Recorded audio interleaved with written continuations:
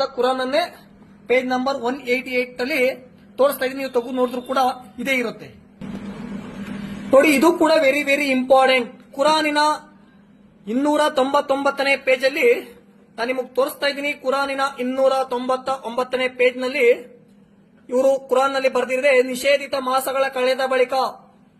ನಿಷೇಧಿತ ಮಾಸ ಅಂದ್ರೆ ನಿಮಗೆ ಗೊತ್ತಿರಬಹುದು, ರಂಜಾನ್ ಇರಬಹುದು, ಬಕ್ರೀದ್ ಇರಬಹುದು. ಈ ಮಾಸಗಳ ಕಳೆದ ಬಳಿಕ ಬಹುದೇವ ವಿಶ್ವಾಸಿಗಳು ಸಿಕ್ಕಲ್ಲಿ ಒದಿಸಿರಿ. ಬಹುದೇವ ವಿಶ್ವಾಸಿಗಳಂದ್ರೆ ಯಾರು? ಹಲವು ದೇವರುಗಳನ್ನು ಪೂಜೆ ಮಾಡುವವರನ್ನ ಈ ಮಾಸಗಳು, ರಂಜಾನ್ ಆಗಿರ್ಬೋದು, ಬಕ್ರೀದ್ ಆಗಿರ್ಬೋದು, ಇವರ ಮಾಸಗಳನ್ನ ಕಳೆದ ಬಳಿಕ ಅವರನ್ನ ಒದಿಸಿರಿ, ಸಿಕ್ಕಲ್ಲಿ ಒದಿಸಿರಿ. ಸಿಕ್ಕಲ್ಲಿ ಒದಿಸಿರಿ ಅಂದ್ರೆ ಸಿಕ್ಕಲ್ಲಿ ಕೊಲೆ ಮಾಡಿ, ಅವರನ್ನು ಸೆರೆ ಹಿಡಿದು ಮುತ್ತಿಗೆ ಹಾಕಿರಿ. ಬೇಹು ನಡೆಸುವಲ್ಲಿ ಅವರನ್ನು ಹೊಂಚು ಹಾಕುತ್ತಾ ಕುಳಿತುಕೊಳ್ಳಿರಿ. ಅವರು ಪಶ್ಚಾತ್ತಾಪ ಪಟ್ಟರೆ, ನಮಾಜ್ ಅನ್ನು ಸಂಸ್ಥಾಪಿಸಿದರೆ ಮತ್ತು ಜುಕಾತ್ ಕೊಟ್ಟರೆ ಅವರನ್ನು ಬಿಟ್ಟುಬಿಡಿ. ಯಾರು ಇಸ್ಲಾಂಗೆ ಕನ್ವರ್ಟ್ ಆಗ್ತಾರೆ ಅವರನ್ನ ಪಶ್ಚಾತ್ತಾಪ ಪಟ್ಟಿ ಅವರು ಜೀವ ಭಯದಿಂದ ಇಸ್ಲಾಂ ಅನ್ನ ಸ್ವೀಕರಿಸಿದ್ರೆ ಅವ್ರನ್ನ ಬಿಟ್ಬಿಡಿ. ಮಾಸಗಳ ಕಳೆದ ಬಳಿಕ ಬಹುದೇವ ವಿಶ್ವಾಸಿಗಳು ಈ ಇಸ್ಲಾಂ ಪ್ರಕಾರ ರಂಜಾನ್ ಆಗಿರ್ಬೋದು, ಬಕ್ರೀದ್ ಆಗಿರ್ಬೋದು, ಅವರ ಮಾಸಗಳ ಕಳೆದ ಬಳಿಕ ಯಾರು ಬೇರೆ ದೇವರನ್ನ ಪೂಜೆ ಮಾಡ್ತಾರಲ್ಲ ಅವರನ್ನ ಸಿಕ್ಕಲ್ಲಿ ಕೊಲ್ಲಿರಿ, ಅವ್ರನ್ನ ಸೆರೆ ಹಿಡಿಯಿರಿ, ಮುತ್ತಿಗೆ ಹಾಕಿರಿ. ಎಷ್ಟು ಚೆನ್ನಾಗಿ ಬರ್ದಿ. ಯಾಕೆ ಹಿಂಸೆ? ನಿಮ್ ನೋಡಿರ್ಬೋದು ಪ್ರಪಂಚದಲ್ಲಿ ಯಾಕೆ ಇಸ್ಲಾಂ ಅಲ್ಲಿ ಇಷ್ಟೊಂದು ಅಶಾಂತಿ ಇದೆ, ಇಷ್ಟೊಂದು ಭಂಗ ಮಾಡ್ತಾರೆ. ಯಾಕೆಂದ್ರೆ ಪ್ರತಿಯೊಬ್ಬ ಮುಸಲ್ಮಾನನು ಕೂಡ ಕುರಾನ್ ಅನ್ನ ಓದ್ತಾನೆ. ಕುರಾನ್ ಅನ್ನ ಓದಂತ ಮುಸಲ್ಮಾನರು ಕೂಡ ಇದನ್ನ ಪಾಲನೆ ಮಾಡ್ತಾನೆ ಮಾಡಲ್ಲ. ಯಾಕೆಂದ್ರೆ ಅವರ ಪವಿತ್ರವಾದಂತಹ ಗ್ರಂಥ ಇದು. ಪವಿತ್ರವಾದಂತಹ ಗ್ರಂಥದಲ್ಲಿ ಹೇಳ್ತಾರೆ, ನಿಷೇಧ ಮಾಸಗಳನ್ನ ಕಳೆದ ಬಳಿಕ ಬೇರೆ ದೇವರನ್ನ ನಂಬುವವರನ್ನ ಸಿಕ್ಕಲ್ಲಿ ಕೊಲೆ ಮಾಡಿ, ಸಿಕ್ಕಲ್ಲಿ ಒದಿಸಿರಿ, ಅವರನ್ನ ಸೆರೆ ಹಿಡಿರಿ, ಅವ್ರನ್ನ ಮುತ್ತಿಗೆ ಹಾಕಿ ಅವ್ರನ್ನ ಕೊಲ್ರಿ ಅಂತ ಪವಿತ್ರವಾದಂತಹ ಕುರಾನ್ ನಲ್ಲಿ ಬರೆದಿದೆ.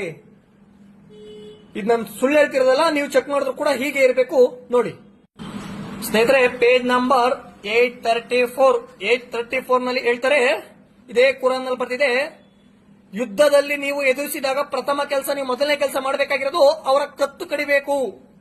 ತುಂಬಾ ಚೆನ್ನಾಗಿ ಬರ್ದಿದೆ ನೋಡಿ.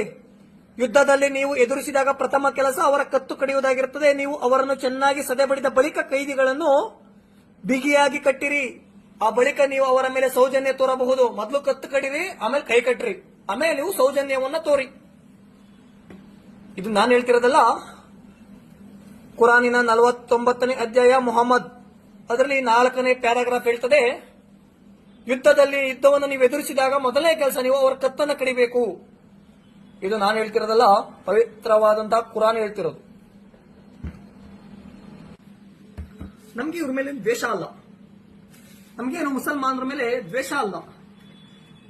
ಈ ಕುರಾನ್ ನಲ್ಲಿ ಬರೆದಂತಹ ಕೃತ್ಯವನ್ನ ಈ ಮುಸಲ್ಮಾನರೇ ಖಂಡಿಸಿದ್ರೆ ಈ ದೇಶದಲ್ಲಿ ಭಾವೈಕ್ಯತೆ ಇಂದಲ್ಲ ನಾಳೆ ಎಲ್ಲ ಮುಂದೊಂದು ದಿನ ಉಳಿತಿತ್ತು. ಆದ್ರೆ ಆ ಮನಸ್ಥಿತಿ ಈ ದೇಶದ ಮುಸಲ್ಮಾನರಲ್ಲಿ ಇಲ್ಲ. ಯಾವತ್ತೂ ಆ ಮನಸ್ಥಿತಿ ಈ ದೇಶದಲ್ಲಿ ಮುಸಲ್ಮಾನರಲ್ಲಿ ಬರೋ ತನಕ ಯಾವುದೇ ಕಾರಣಕ್ಕೂ ಈ ಕುರಾನ್ ಓದುವಂತಹ ಮನಸ್ಥಿತಿಗಳು ಬದಲಾಗಲ್ಲ. ಯಾಕೆ? ಇಸ್ಲಾಂ ಅಂದ್ರೆ ಕ್ರೂರತೆ, ಇಸ್ಲಾಂ ಅಂದ್ರೆ ಹಿಂಸೆ, ಇಸ್ಲಾಂ ಅಂದ್ರೆ ದ್ವೇಷ. ಈ ಕುರಾನ್ ನಲ್ಲಿ ಬರೆದಿರುವಂತಹ ಇಷ್ಟು ಮಾಹಿತಿಗಳ ಮೇರೆಗೆ ಮುಸಲ್ಮಾನರು ಈ ರೀತಿ ಕ್ರೂರತೆಯಿಂದ ನಡ್ಕೊಳ್ಳೋದು. ಈ ಕುರಾನ್ ನಲ್ಲಿರುವ ಒಂದೊಂದು ಇಂಚಿಂಚು ಮಾಹಿತಿಯನ್ನು ಕೂಡ ರಾಜ್ಯದ ಹಿಂದೂ ಕಾರ್ಯಕರ್ತರಿಗೆ ತಲುಪಿಸೋ ಕೆಲಸವನ್ನ ಮಾಡೇ ಮಾಡ್ತೀವಿ. ಸ್ನೇಹಿತರೆ, ಇವತ್ತು ಇಷ್ಟೆಲ್ಲ ಹೇಳಿದಿನಲ್ಲ, ಇದು ಸ್ವಲ್ಪ ಮಾತ್ರ.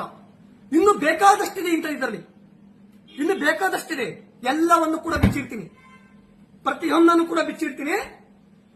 ನಿಮ್ಮನ್ನು ಈ ಮನಸ್ಥಿತಿಯ ಪ್ರತಿಯೊಬ್ಬ ರಾಜ್ಯದ ಹಿಂದೂ ಕಾರ್ಯಕರ್ತರು ತಲುಪಬೇಕು. ಈ ಮನಸ್ಥಿತಿಯನ್ನು ಒಪ್ಪುವವರು ಎಲ್ಲಿ ಬಿಡಬೇಕು ಅಲ್ಲಿ ಬಿಡಬೇಕು ರಾಜ್ಯದ ಹಿಂದೂಗಳು. ಅವತ್ತು ಈ ದೇಶದಲ್ಲಿ ಶಾಂತಿ ಉಳಿಯುತ್ತೆ, ನೆಮ್ಮದಿ ಉಳಿಯುತ್ತೆ. ನೋಡೋಣ.